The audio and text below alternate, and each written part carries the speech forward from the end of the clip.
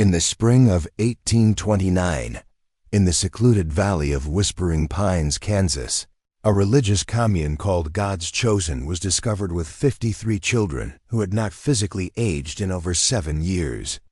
Medical examinations revealed their bodies had completely halted all growth processes despite normal cognitive development.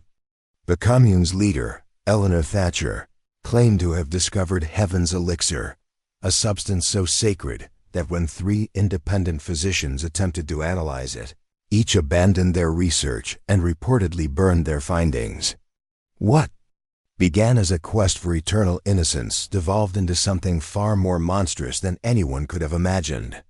Before we jump back in, tell us where you're tuning in from, and if this story touches you, make sure you're subscribed, because tomorrow I've saved something extra special for you.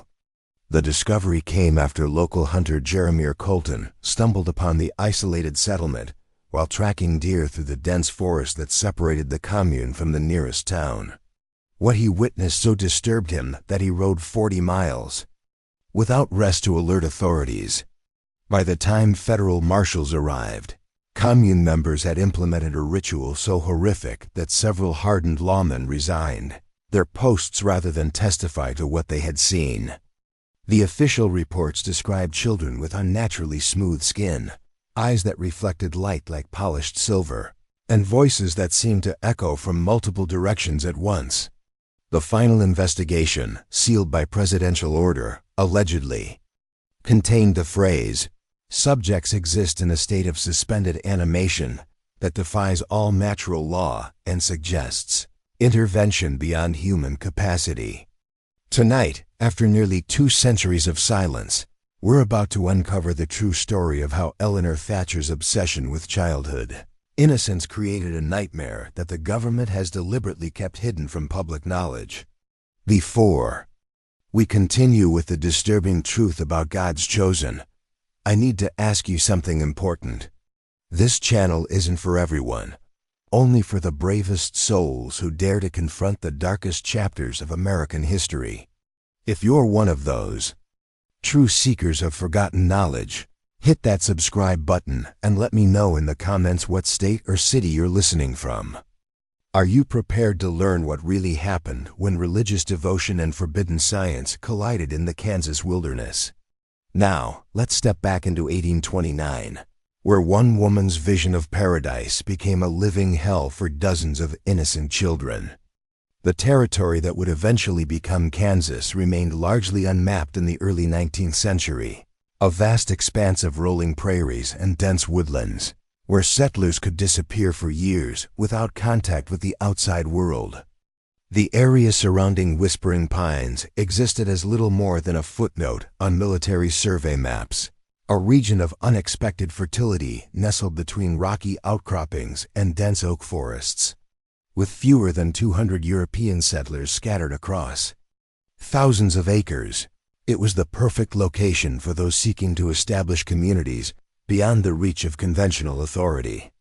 The harsh winters brought snowfalls deep enough to completely bury small cabins, while summer storms produced lightning that illuminated the night sky for hours, creating an atmosphere that many settlers interpreted as divine communication. Isolation and dramatic natural phenomena fostered a particular kind of frontier spirituality, one where direct personal revelation held greater weight than established doctrine, and where charismatic individuals could gather followers with claims of special insight into God's will. Eleanor Thatcher arrived in the territory in the spring of 1822. A striking figure who immediately commanded attention despite her diminutive stature. Standing barely 5 feet tall, with prematurely silver hair that fell to her waist and eyes of such a pale blue they appeared almost colorless in certain light, Eleanor carried herself with the absolute certainty of someone who had never experienced doubt. Those who met her often remarked that her gaze seemed to penetrate to their deepest secrets, leaving them feeling simultaneously exposed and understood in ways that both comforted and unsettled. Born in 1790 to a wealthy Boston merchant family, Eleanor had received an education unusual for women of her era, studying not only the expected subjects of literature, music and household management, but also chemistry, botany, and medicine under private tutors hired by her progressive father. Her journal entries from this period, discovered decades later in a sealed trunk, revealed a brilliant mind fascinated by the intersection of spiritual faith and scientific inquiry. The division men create between God's natural laws and His divine mysteries is artificial, she wrote at age 17. All science is merely the study of the Creator's methods, and all true spirituality must acknowledge the material mechanisms through which the divine manifests in our world. Eleanor's early life had been marked by profound personal tragedy that shaped her later obsessions. At age 9, she had witnessed the deaths of her 3 younger siblings during the scarlet fever epidemic that swept through Boston. Her journals described how she watched her brother Nathaniel, age 7, and her sisters Elizabeth and Ruth, ages 5 and 3, transform from vibrant children to hollow-eyed specters within the span of a week. They did not die as children. She wrote, "The fever stole their innocence before it stole their breath. Their eyes held knowledge no child should possess, the awareness of approaching death, the terror of oblivion. They aged decades in days." This traumatic experience implanted in Eleanor a fixation on childhood innocence and its preservation that would define her spiritual philosophy. During her young adulthood, she became increasingly involved in the religious revival movements, sweeping New England, moving from traditional congregationalism to more ecstatic and apocalyptic forms of worship. By her late 20s, she had developed her own spiritual framework centered around what she called the theology of innocence, a belief that children existed in a state of grace that adults had permanently lost, and that this innocence represented humanity's original connection to the divine. The death of her parents in a ferry accident in 1821 left Eleanor with a substantial inheritance and no remaining family ties. Free to pursue her increasingly unconventional spiritual ideas, she gathered a small group of devoted followers, primarily women who had also experienced the loss of children, and announced her intention to establish a community in the Western Territories, where they could develop their unique form of worship away from the corrupting influence of established society. Preparing and narrating this story took us a lot of time, so if you are enjoying it, subscribe to our channel. It means a lot to us. Now back to the story. The journey west nearly ended the Commune before it began. Setting out from St. Louis in early spring with 3 wagons of supplies, Eleanor and her 12 initial followers encountered flooding rivers, hostile encounters with displaced indigenous peoples, and an outbreak of dysentery that claimed the lives of 2 members. Eleanor's leadership during this crisis cemented her authority within the group.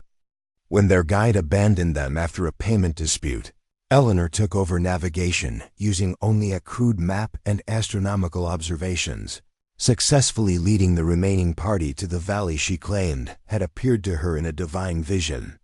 "This is the place God has prepared for us," she reportedly announced upon cresting the ridge that overlooked what would become their settlement. "Here, surrounded by His untouched creation, we will build a sanctuary where innocence can be preserved, and the original connection between humanity and divinity restored."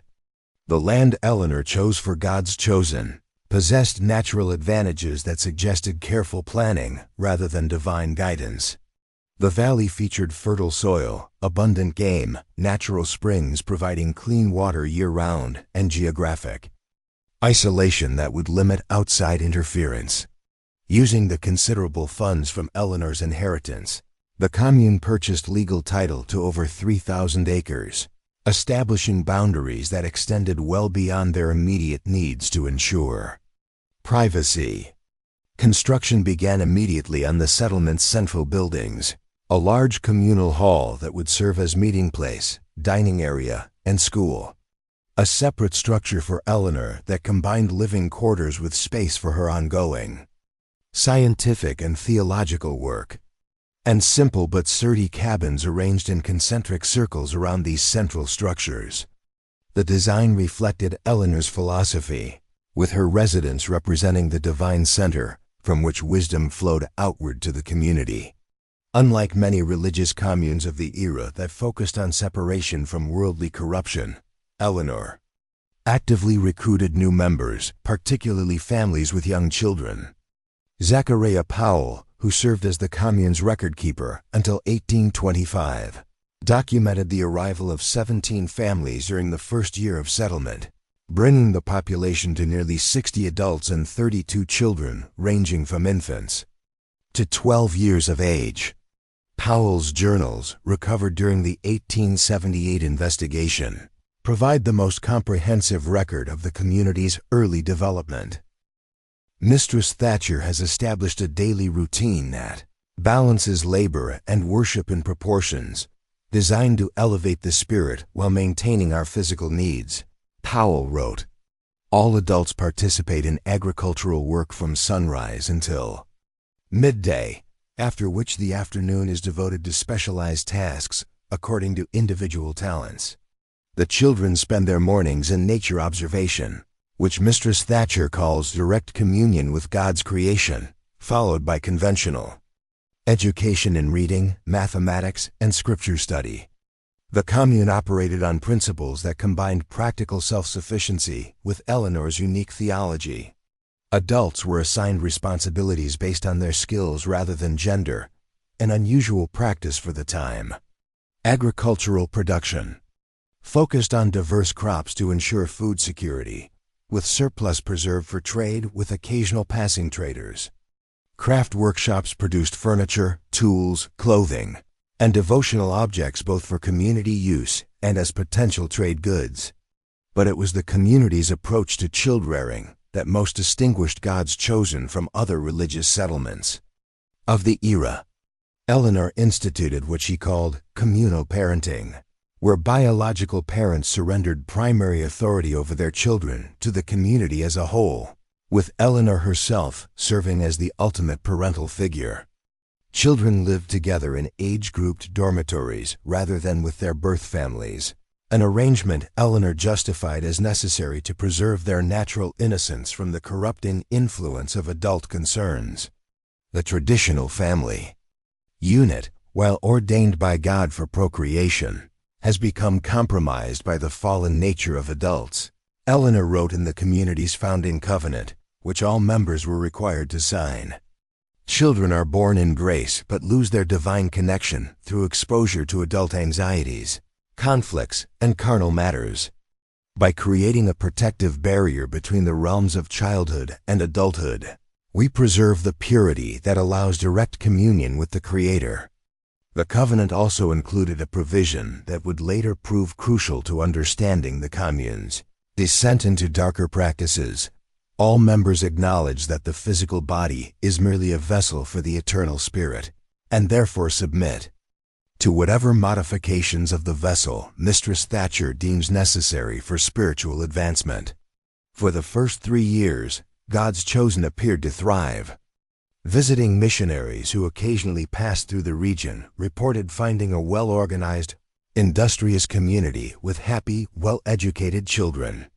The settlement expanded to include a small infirmary, additional workshops, and an impressive library housed in a dedicated building adjacent to Eleanor's residence. Trade relationships were established with nearby settlements and passing merchants, allowing the community to acquire tools, books, and specialized materials while maintaining their relative isolation. Eleanor's scientific work continued alongside her spiritual leadership with a particular focus on botanical research. She established extensive gardens containing both native plants and specimens brought from the East, meticulously documenting their properties in journals that combined precise scientific observation with spiritual interpretation.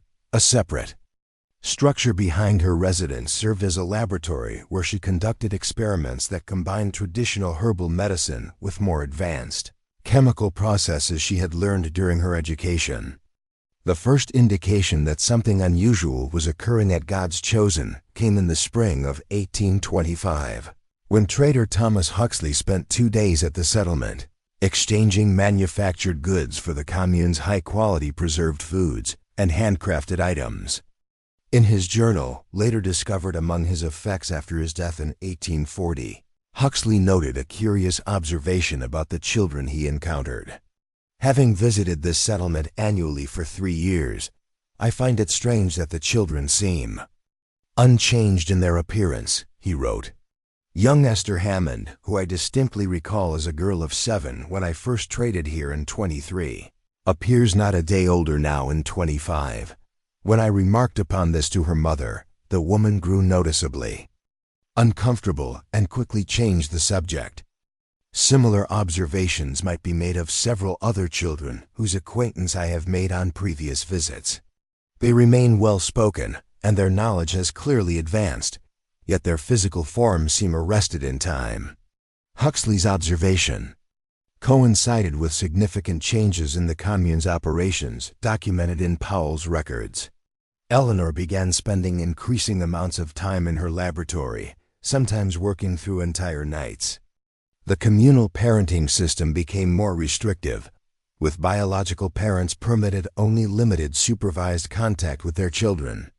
Most significantly, Eleanor instituted what she called purification rituals that all community members were required to participate in twice weekly.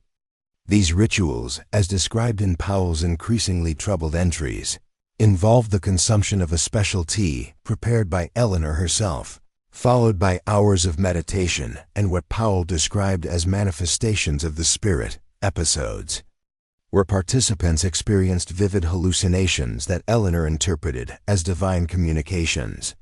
Children participated in modified versions of these rituals, receiving smaller doses of the ceremonial tea and engaging in guided visualization.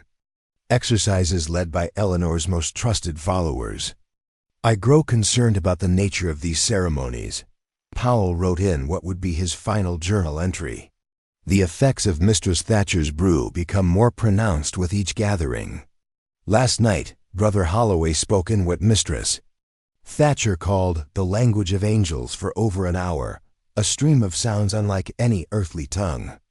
Sister Abernathy's skin emanated a visible glow that illuminated the hall. Most troubling are the changes I observe in the children after they consume even the diluted preparation. Their eyes reflect light in a manner reminiscent of nocturnal animals, and they often speak in perfect unison without apparent communication. Powell's journal ends abruptly in June 1825. According to later testimony from former members, he questioned Eleanor about the ingredients in her ceremonial tea and was banished from the community the following day. His subsequent fate remains unknown, though a skeleton discovered 10 miles from the settlement in 1846 was tentatively identified as is based on personal effects found nearby. Following Powell's departure, the commune entered a period of increasing isolation and secrecy. Eleanor discontinued all trading relationships, declaring that the community had achieved the self-sufficiency necessary to separate completely from the corrupted outside world. The physical boundaries of the settlement were reinforced with fences and watchtowers, ostensibly for protection from hostile outsiders, but effectively preventing members from leaving without detection. The most significant development, revealed only during the federal investigation years later, was Eleanor's announcement in autumn 1825 that she had received the ultimate divine revelation, the formula for what she called heaven's elixir, a substance that would preserve childhood innocence indefinitely by halting physical maturation while allowing intellectual and spiritual development to continue. God has revealed to me the sacred chemistry of eternity, she proclaimed to the assembled community according to multiple witness accounts.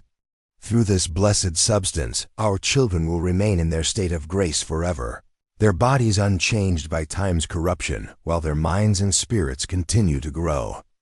In wisdom, they will become the perfect vessels for divine communion, existing perpetually in the blessed state that our Lord referenced when he said, "Unless you become as little children, you cannot enter the kingdom of heaven." The exact composition of Eleanor's elixir remains unknown. Federal investigators discovered her laboratory and extensive notes, but crucial pages detailing the formula had been destroyed before their arrival. Analysis of residue found in her equipment detected compounds derived from native plants, including several species with known hallucinogenic properties, combined with minerals extracted from local hot springs and other substances that defied identification with 19th-century scientific methods. What is known with certainty is that beginning in November 1825, all children in the Commune between the ages of 3 and 12 began receiving daily doses of the elixir administered during morning and evening ceremonies that grew increasingly elaborate. Initial resistance from some parents was overcome through a combination of Eleanor's spiritual authority, peer pressure from committed members, and the community's increasing isolation, which made leaving seem both frightening and impractical. The effects of the elixir became apparent within months. Children who consumed it regularly showed no signs of physical growth or development. 7-year-olds remained 7 in all physical aspects, though their intellectual capabilities continued to advance. This apparent miracle reinforced Eleanor's authority and silenced most doubters within the community. Judith Holloway, who escaped from the Commune in 1828 with her husband Samuel and provided crucial testimony to authorities, described the transformation of the community following the introduction of the elixir. At first, we believed we were witnessing a divine miracle. Our daughter Rebecca, who had been 9 when the treatments began, remained exactly the same in appearance even as her mind developed. She could discuss complex theological concepts and perform mathematical calculations beyond my own abilities. Yet physically she was unchanged. The same height, the same childish features. Even her baby teeth remained when they should have been replaced. But as Holloway's testimony revealed, the apparent miracle soon revealed disturbing side effects. The changes went beyond merely halting growth, she continued. Rebecca's skin became unnaturally smooth, almost translucent in certain light. Her eyes developed a silvery quality that seemed to reflect even the faintest illumination. Most disturbing was her voice, which began to carry harmonics that made it sound as though multiple people were speaking simultaneously. When she joined with the other children during evening prayers, their perfectly synchronized voices created sounds that caused physical pain to adult listeners, a high-pitched resonance that Eleanor claimed was the actual language of angels. Samuel Holloway's testimony added further disturbing details. The children began to move differently, with a coordination that suggested some form of collective consciousness. They would react simultaneously to stimuli that only one child could have perceived. During their segregated play periods, they arranged themselves in geometric patterns that could only be fully appreciated when viewed from the watchtowers. Precise circles, triangles, and more complex shapes that they maintained while in constant motion. Most alarming were the changes in the children's behavior toward adults. According to multiple witnesses, they developed an ability to induce hallucinations in adults through prolonged eye contact. Community members who spent extended time with the children reported experiencing vivid visions, temporary paralysis, and gaps in memory. Eleanor interpreted these phenomena as evidence that the children were developing supernatural abilities that would eventually allow them to serve as intermediaries between the divine and human realms.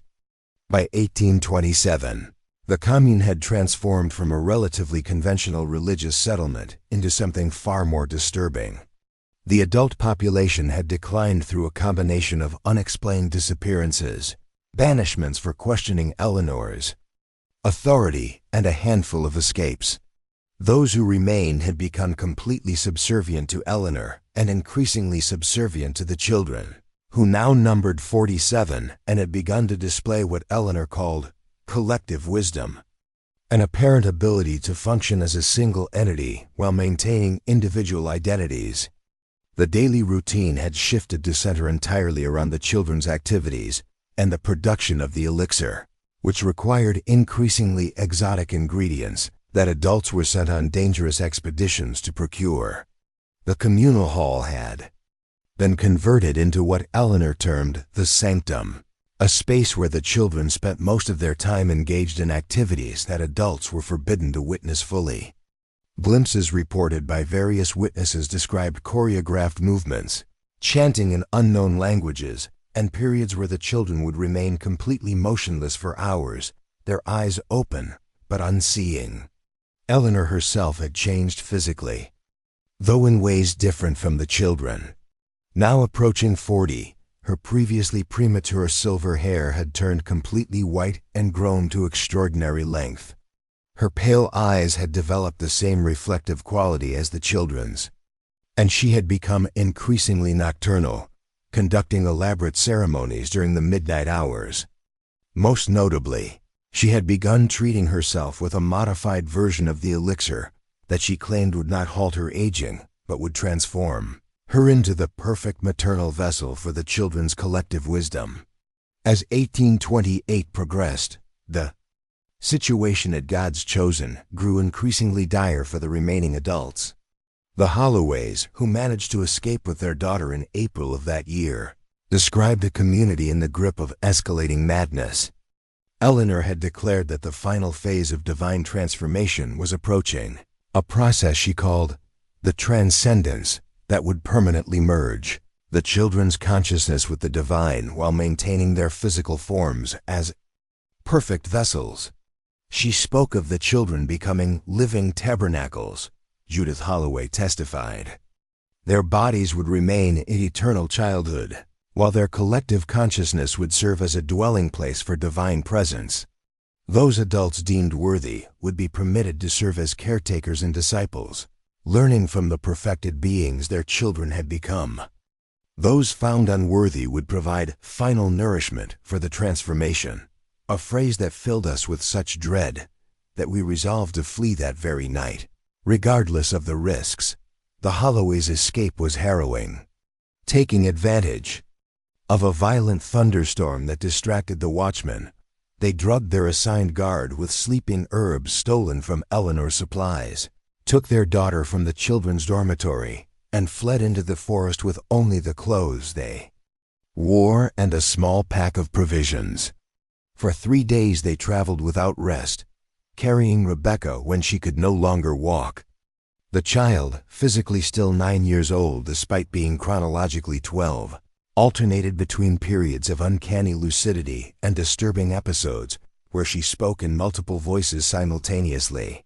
She was not merely our daughter anymore, Samuel Holloway recounted. Something else resided within her, something that had partial control over her mind and body. During the journey, this other presence would sometimes take control, attempting to direct us back toward the commune or simply refusing to move forward. On the second night, while my wife and I briefly slept, Rebecca nearly wandered back the way we had come.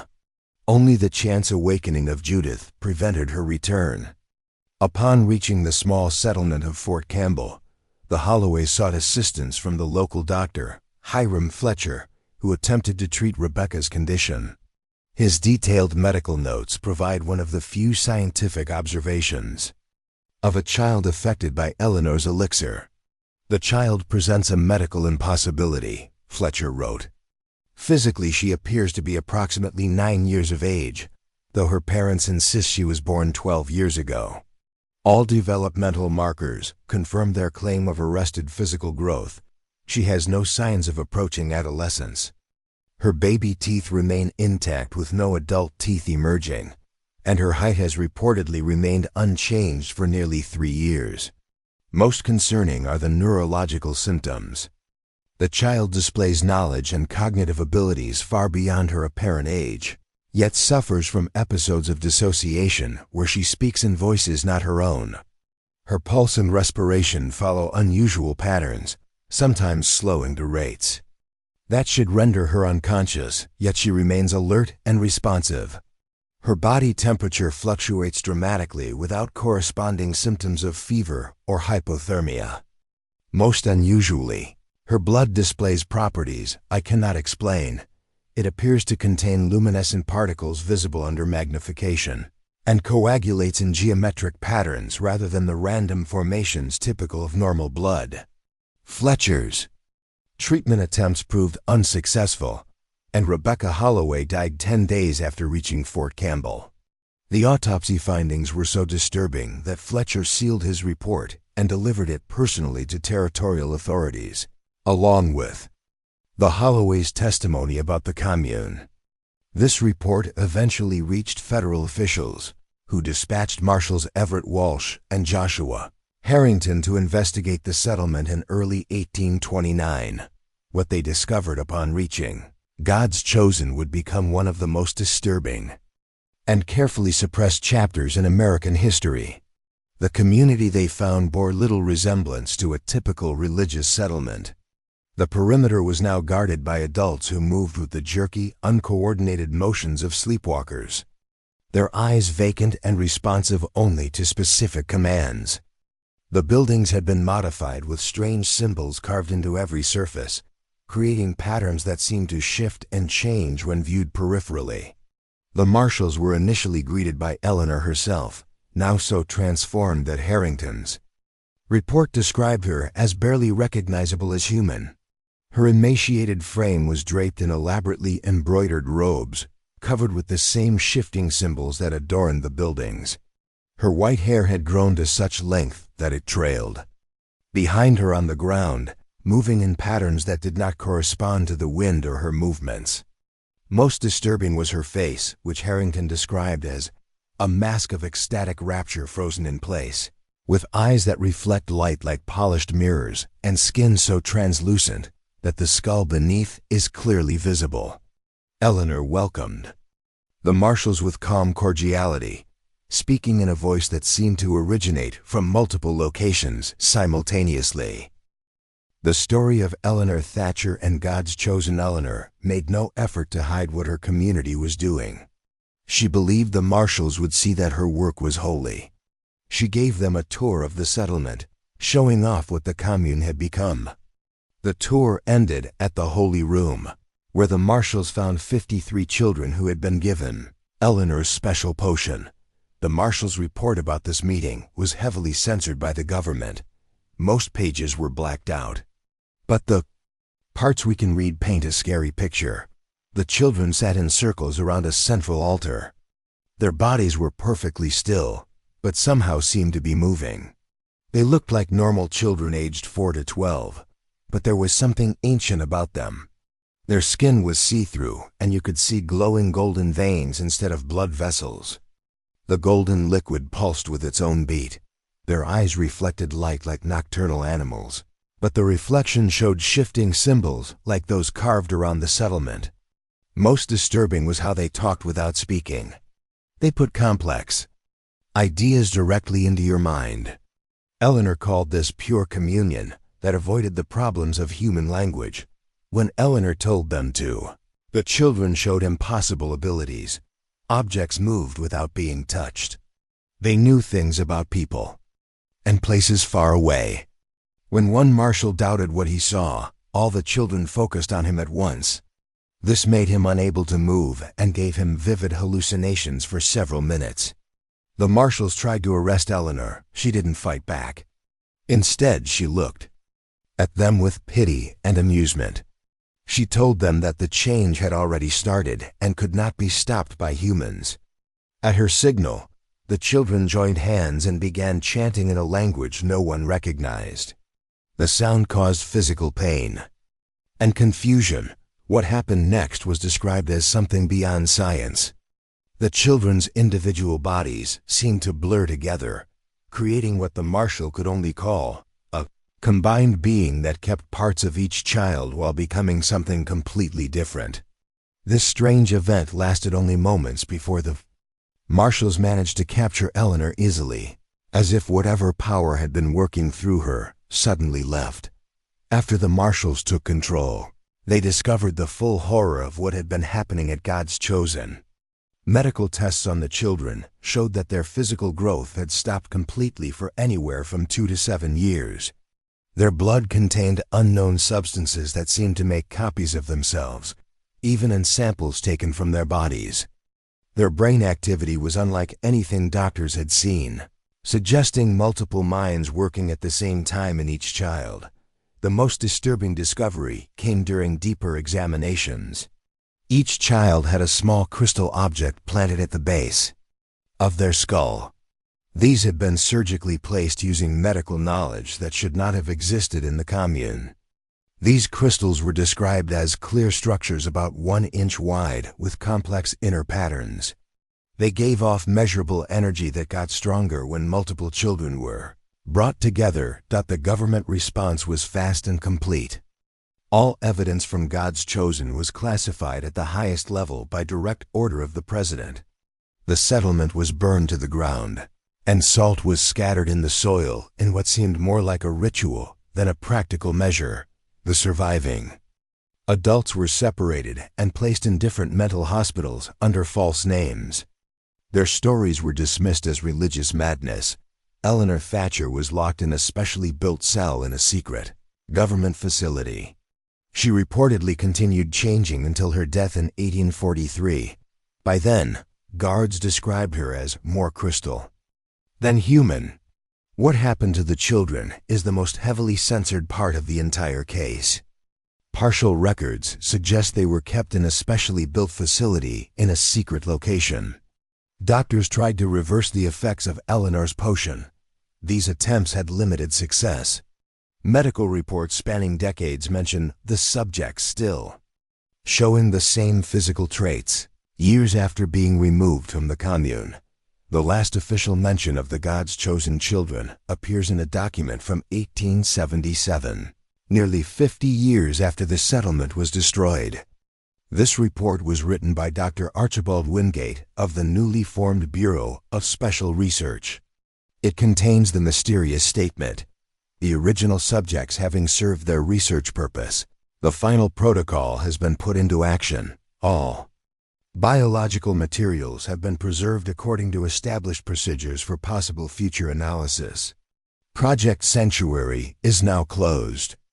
The true horror of Eleanor Thatcher's Commune lies not just in the abuse of children under the cover of religion, but in the possibility that she actually discovered something real.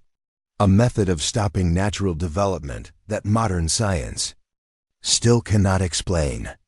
The crystal implants, the self-copying substances in the children's blood, and the documented abilities that defied normal understanding suggest that beneath the religious fanaticism were discoveries that could change our understanding of human potential. Eleanor's early life. The years before Eleanor Thatcher established God's Chosen give us important clues about how a well-educated woman from a respected Boston family became the creator of one of America's most disturbing religious experiments.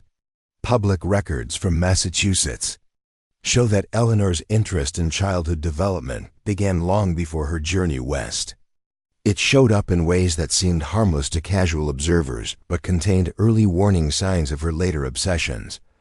After her siblings died in 1799, 9-year-old Eleanor began collecting and keeping objects connected to childhood. Her father's journals note with initial pride how his daughter carefully cataloged toys, clothing, and even kept locks of hair from neighborhood children. She created what she called innocence archives, physical collections of childhood that she believed somehow captured the essence of youthful purity. This collection eventually took up an entire room in the Thatcher mansion, a space where Eleanor would spend hours organizing and thinking. By her teenage years, Eleanor had expanded her interests to include plant-based preparations that supposedly preserved the essence of youth. She learned informally from the family doctor, Dr. Nathaniel Winthrop, picking up basic chemistry and medicine. She combined these skills with traditional herbal knowledge learned from the family's cook, an elderly woman from the West Indies named Perpetua, who practiced traditional folk medicine. Eleanor's personal journals from this time reveal experiments with various potions and elixirs designed to capture and maintain the physical state of perfect childhood. "The problem is not stopping growth completely," she wrote at age 16, "but choosing what to preserve." The mind must be allowed to develop and gain knowledge, while the physical body maintains the perfect state of innocence that exists between ages 7 and 12, after language and thinking have developed, but before the corrupting influences of physical maturity begin their destructive work. Eleanor's education became more formal when her father, impressed by her natural intelligence and worried about her increasingly lonely nature, arranged for her to receive private tutoring in subjects normally reserved for young men. Under the guidance of Professor Elijah Thornfield, a controversial figure at Harvard known for his unusual views on human development, Eleanor studied advanced chemistry, anatomy, and what was then called natural philosophy, an early form of psychology that examined the relationship between physical development and mental states. Thornfield's influence on Eleanor's thinking was huge. His unpublished manuscript on the separation of mental and physical development was found among Eleanor's possessions after God's Chosen was destroyed. It proposed that human consciousness could theoretically continue to develop independently of physical growth if the right chemical balance could be achieved in the body. This manuscript, now held in sealed government archives, contains detailed theories about chemical compounds that might stop physical development. Eleanor's work focused on stopping the aging process while letting the brain keep growing. She later claimed to have made what she called heaven's elixir. During these years, Eleanor's social life became more troubling. She kept up normal friendships with other wealthy young women, going to tea parties and social events, but she became obsessed with children. She volunteered at orphanages and charity schools, which let her spend lots of time around kids while looking like a good person who cared about children. People who knew her during this time said Eleanor would watch children play for hours. She took detailed notes about how they moved, talked, and played together. Several parents felt uncomfortable when Eleanor offered to preserve memories of their children. She wanted to make detailed drawings, plaster casts of their hands and feet, or collect their personal items. She promised to keep these things in what she called perfect condition forever. Eleanor's religious beliefs changed during this time, matching her scientific work. She grew up with traditional Christian beliefs but started exploring mystical religions after her siblings died. By her early 20s, she had created her own spiritual system. It mixed different religious ideas and focused on Bible passages about childhood and innocence. The regular church has completely misunderstood what Christ taught about children. She wrote in 1818, when he said, "Unless you become like little children, you cannot enter heaven." This wasn't just a metaphor. It was literal instruction. Being a child physically represents how humans were originally designed before sin entered the world. Our spiritual job isn't just to act like children in faith, but to make our physical bodies stay in that innocent child state forever. This religious idea became the center of Eleanor's worldview. It went from personal belief to something she wanted to spread to others. She started hosting weekly meetings at her family home. She invited specific people, mainly women who had lost children, to discuss her developing theology of innocence. These meetings started as grief support groups but slowly became more like religious services. Eleanor added ritual elements that would later become ceremonies at her community called God's Chosen. Josephine Blackwell attended several of these meetings before she became uncomfortable and stopped going. She later gave testimony that gives us rare insight into Eleanor's developing methods. She would start each meeting by having us drink a special tea she made. She claimed it had herbs that would open our spiritual sight. After drinking this tea, many people reported vivid memories of dead children or visions of what Eleanor called the realm of perfect innocence. This was supposed to be a spiritual place where children existed in eternal perfection. Blackwell continued, "As the meetings went on, Eleanor introduced stranger and stranger rituals. She would have us hold hands in a circle around a table covered with children's belongings, toys, clothes, locks of hair, which she called anchors, to innocence. She would then lead us in chants that mixed Bible passages with words and languages I didn't recognize. Many women said they felt the presence of their dead children during these sessions. But I only felt dizzy and confused, which I thought was because of her tea. When Eleanor's parents died in 1821, everything changed. Now free from family control and with a large inheritance, she sped up both her research and religious activities. In her final months in Boston, she almost completely withdrew from society. She only came out to collect specific plants or to recruit potential followers for her planned Western community. We can partially understand her laboratory activities during this time through purchase records from Boston shops. These records show she bought equipment and substances far beyond normal household or even medical needs.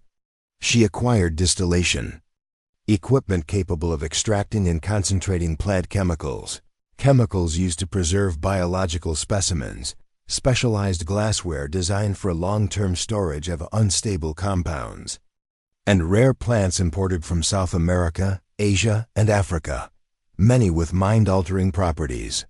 Most important was her purchase of several texts on ancient chemical practices. This included a rare copy of Mutatio Aeterna, a 16th century manuscript detailing supposed methods of stopping biological processes through chemical means. This book was considered fake science even by the standards of that time. It contained detailed procedures for creating substances that supposedly preserved living tissue in unchanging states for unlimited periods. Notes in Eleanor's handwriting, discovered when federal agents seized her library, reveal her systematic testing of these procedures. Her annotations documented changes and results. Up next, you've got 2 more great stories right on your screen. If this one was good, you won't want to miss these. Just click and check them out.